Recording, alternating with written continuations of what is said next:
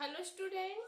हमारा जो चैप्टर चल रहा था वो चल रहा था परागण, निषेचन, भ्रूणपोष व भ्रूण का परिवर्धन, जिसमें हम लोगों ने लास्ट क्लास में हमारा जो टॉपिक चल रहा था वो चल रहा था पराग नलिका का बीजांड में प्रवेश। We all know that student, हम लोगों ने लास्ट क्लास में बता दिया था कि जो पराग नलिका में जो संरचना होती है, में मुख्य संरचना कौन सी होती है, स्टाइल होती है। इसके आधार पर ही पराग नलिका का क्या होता है, प्रवेश होता है। आंतरिक संरचना के ऊपर निर्भर करता है। हम लोगों ने बता दिया था पराग नलिका का बीजांड में जो प्रवेश होता है वो मुख्य रूप से होता है तीन प्रकार से। कौन कौन सा? फर्स्ट तो जो था हमारा वो था बीजांड द्वारीय प्रवेश, सेकंड था निभागीय प्रवेश, और थर्ड क्या था हमारा, अध्यावरणीय प्रवेश। हम लोगों ने बता दिया था उसमें कि ये जो प्रवेश होता है, जैसा कि नाम है उसी के आधार पर पराग नलिका का बीजांड में क्या होता है, प्रवेश होता है। इतना क्लियर है? ये टॉपिक हमारा कंप्लीट हो गया था। आज का जो हमारा टॉपिक है वो है पराग नलिका का भ्रूण कोश में प्रवेश। तो टॉपिक क्या है? पराग नलिका का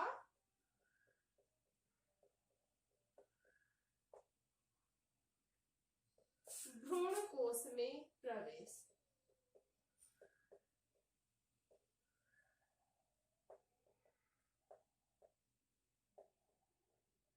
ठीक है, तो पराग नलिका के भ्रूण कोश में प्रवेश की अगर हम बात करें तो चाहे बीजांड में पराग नलिका का प्रवेश किसी भी प्रकार से हो, लेकिन अगर हम बात करें भ्रूण कोश की तो भ्रूण कोश में पराग नलिका का प्रवेश हमेशा बीजांड द्वार वाले छोर से होगा।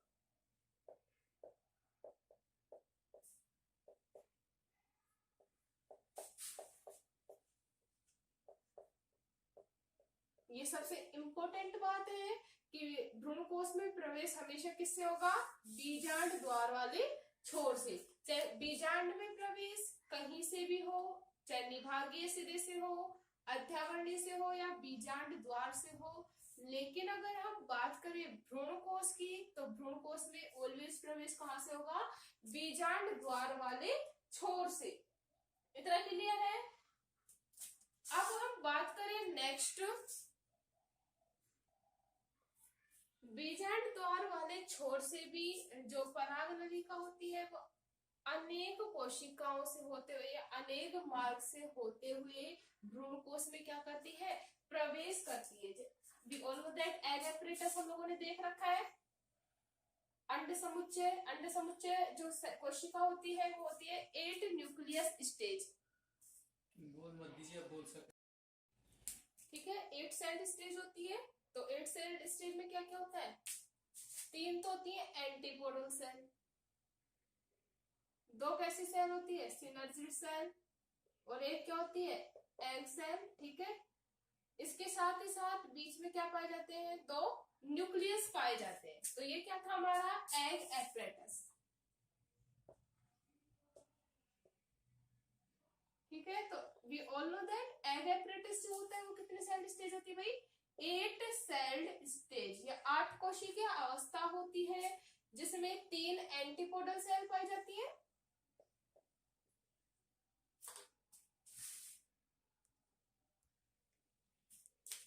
ठीक है, एंटीपोडल सेल, बीच में क्या पाए जाते हैं, ये दो क्या पाई जाती है, सिनर्जिड सेल।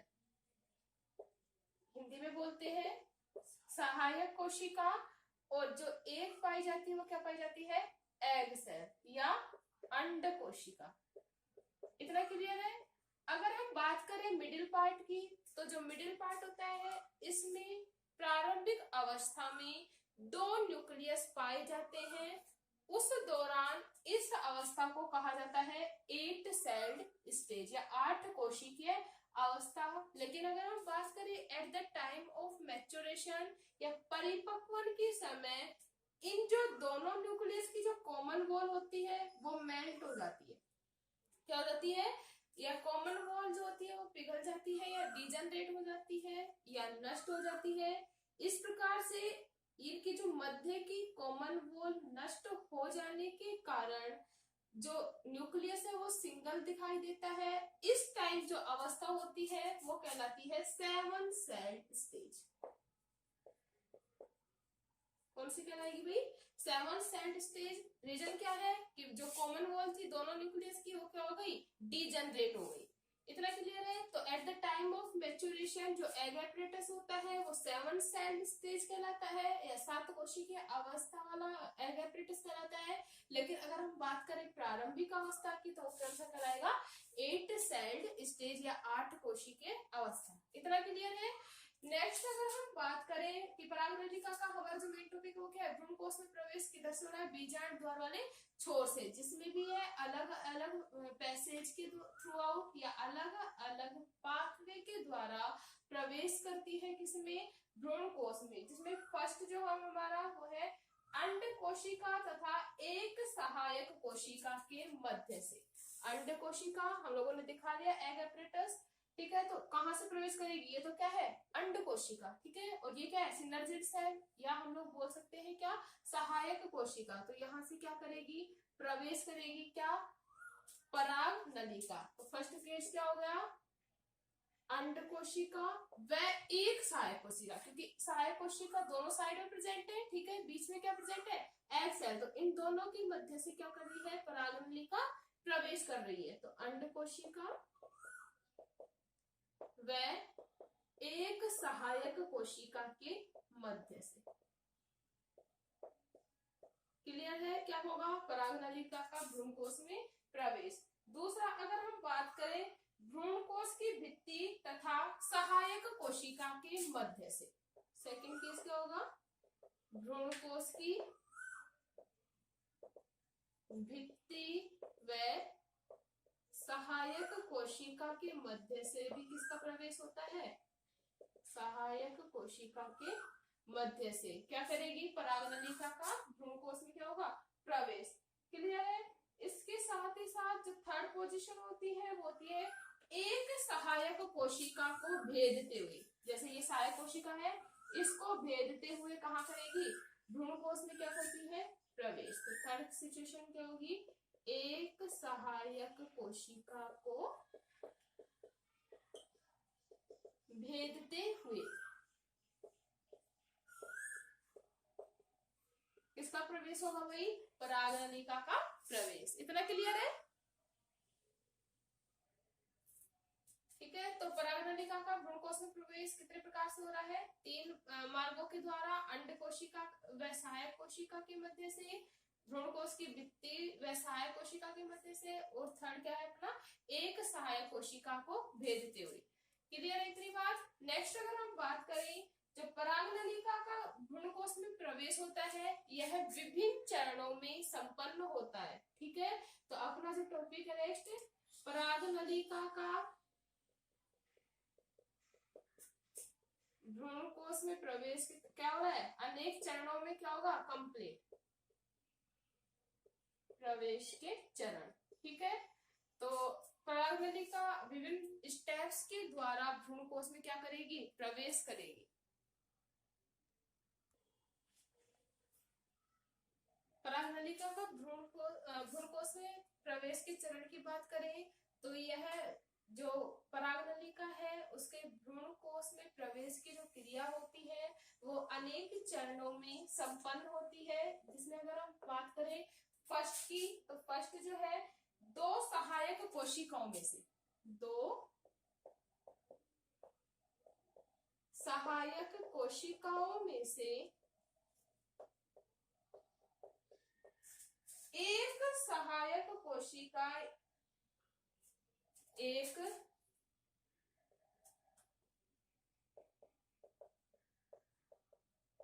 सहायक कोशिका परागनलिका के भ्रूणकोश में प्रवेश होने से पहले, परागनलिका के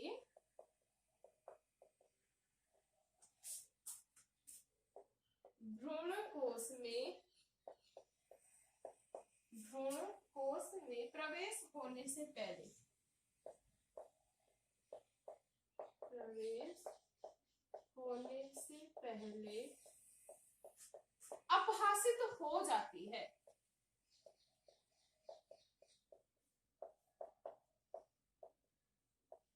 क्लियर है? तो फर्स्ट स्टेप क्या है कि दो सहायक कोशिकाएं पाई जाती हैं। हम लोगों ने अभी एग एपरेटस में देखा, जिसमें से एक सहायक कोशिका पराग नलिका के भ्रूणकोश में प्रवेश होने से पहले ही क्या हो जाती है? डिजेनरेट हो जाती है। रीजन क्या है? पराग नलिका को मार्ग प्रदान करने के लिए। अगर ये डिजेनरेट नहीं होगी तो पराग नलिका इजीली भ्रूणकोश में क्या नहीं कर पाएगी? प्रवेश नहीं कर पाएगी। इसलिए पराग नलिका के भ्रूणकोश में प्रवेश होने से पहले ही यह क्या हो जाती है? डिजेनरेट हो जाती है। इतना क्लियर है? नेक्स्ट अगर हम बात करें पराग नलिका सहायक कोशिकाओं के बीच में, पराग नलिका सहायक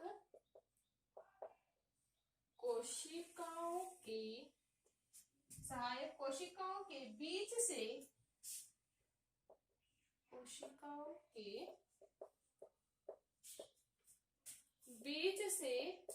भ्रूणकोश में, किसमें? भ्रूणकोश में प्रवेश करती है। भ्रूणकोश में क्या करेगी? प्रवेश करती है। ठीक है? भ्रूणकोश में क्या करती है? प्रवेश करती है। और प्रवेश करने के बाद वह क्या होगा? प्रवेश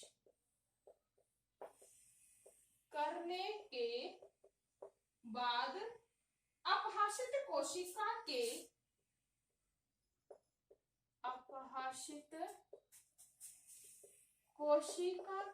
कौन सी कोशिका जो अपहासित हो गई? अपहासित कौन सी? सहायक कोशिका। ठीक है? अपहासित कोशिका के तंतुरूपी समुच्चय द्वारा उसमें प्रवेश करती है। तंतुरूपी समुच्चय द्वारा उसमें क्या करेगी? प्रवेश। वापस से देखते हैं क्या हो रहा है। सहायक कोशिका के बीच से किसमें क्या किया? प्रवेश किया। और उसके बाद क्या होती है? अपहासित कोशिका। जो एक सहायक कोशिका क्या हो गई? अपहासित हो गई। उसके तंतु रूपी समुच्चय द्वारा अपहासित होने के बाद सहायक कोशिका किसके रूप में हो जाती है? तंतु के रूप में हो जाती है। और उसके हेल्प के द्वारा क्या करती है? भ्रूणकोश में क्या करती है? प्रवेश करती है। इतना क्लियर है?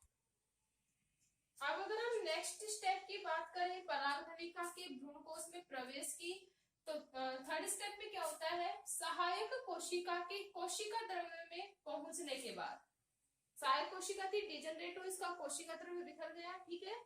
उसके कोशिका द्रव्य में पहुंचने के बाद पराग नलिका के शीर्ष भाग से, किससे? पराग नलिका के शीर्ष भाग से एक छिद्र विकसित होता है, जिससे दोनों नरयुग्मक कहां पे पहुंच जाते हैं? वह कोशिका द्रव्य का कुछ भाग भी अपहासित सहायक कोशिका से क्या हो जाएगा? मुक्त हो जाएगा। सिंपल सी बात है। क्या बन गया? पोर बन गया या छिद्र बन गया। We all know that pollen tube में या पराग नलिका में कितने दो नरयुग्मक आते हैं एक साथ? दो नरयुग्मक। ठीक है? तो इस छिद्र के द्वारा कुछ मात्रा में कोशिका द्रव्य और जो दोनों नरयुग्मक है वो क्या हो जाते हैं? मुक्त हो जाते हैं। क्लियर है? यह क्रिया है वो बहुत ज्यादा जरूरी होती है। मुक्त होने के बाद ही फर्टिलाइजेशन की जो क्रिया है वो क्या होती है? संपन्न होती है। इतना क्लियर है? नेक्स्ट अगर हम नेक्स्ट स्टेप की बात करें तो नेक्स्ट स्टेप में क्या होगा? अब दोनों नरयुग्मक क्या हो गए? स्वतंत्र हो गए। किसमें? कोशिका द्रव्य में। ठीक है? तो दोनों नरयुग्मक में से एक नरयुग्मक, दो थे जिसमें से एक नरयुग्मक किससे संयुक्त हो जाएगा? अंड कोशिका से। ठीक है? एग से एक मेल गैमेट, एग सेल से एक मेल गैमेट क्या हो जाएगा? फ्यूज हो जाता है। इस दौरान यह जो फर्स्ट जो मेल गैमेट है या नरयुग्मक है वो इजीली एग सेल तक पहुंच जाता है। इसके बाद क्या होगा? जो दूसरा नरयुग्मक जो बचता है, दो नरयुग्मक थे, एक तो किससे फ्यूज हो गया? एग सेल से। ठीक है? दूसरा जो नरयुग्मक है वो कौन सी गति करता है? अमीबीय गति करता है। अमीबीय गति क्या होती है? मतलब कोशिका द्रव्य में तैरता हुआ कहां तक पहुंचता है? द्वितीयक केंद्रक तक पहुंच जाता है। और we all know that secondary nucleus तक पहुंचने के बाद ये उससे फ्यूज हो जाता है। इस क्रिया को क्या कहते हैं? Double fertilisation. क्लियर है? तो फोर्थ स्टेप में क्या होगा? दो नर युग्मक में से एक नर युग्मक तो एग सेल से फ्यूज हो जाएगा और सेकंड किससे फ्यूज हो जाएगा? सेकेंडरी न्यूक्लियस से। क्लियर है इतना? तो ये था हमारा परागनलिका का भ्रूणकोश में प्रवेश के चरण।